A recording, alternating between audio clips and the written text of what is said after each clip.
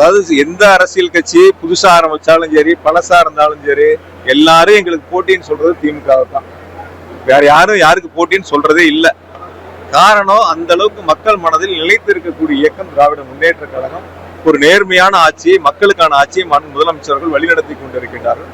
அந்த வகையில் அவங்க திமுகவோட போட்டின்னு சொன்னாதான் தன்னுடைய இருப்பையும் தாங்கள் இருப்பதை மக்களிடத்தில் காட்டிக் கொள்வதையும் அவர்களால் முடியும் என்பதை உணர்ந்து அது போன்ற கருத்துக்களை முன்வைக்கின்றார்கள். எங்களை பொறுத்த வரைக்கும் நாங்க கலெக்டர் சார் இருக்காரு, அரசு நிகழ்ச்சியா இருக்கு, இருந்தாலும் நீங்க கேட்டதுனால நான் சொல்றேன். 2026 சட்டமன்ற தேர்தலை பொறுத்தவரை மாண்பு முதலமைச்சர்கள் தான் 2வது முறையாக தமிழ்நாட்டில் மாபெரும் வெற்றி பெற்று ஆட்சியை அமைப்பார்கள். அதற்கு மக்கள் தயாராக இருக்கின்றார்கள்.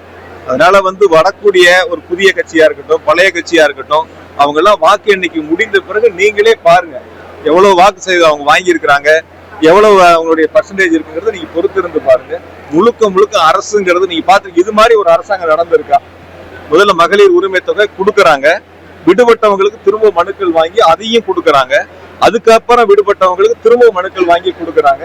இப்ப அதுல விடுபட்டவங்களுக்கும் மேல்முறையீடு செய்யலாங்கிற ஒரு வாய்ப்பு முதலமைச்சர் கொடுத்திருக்காங்க.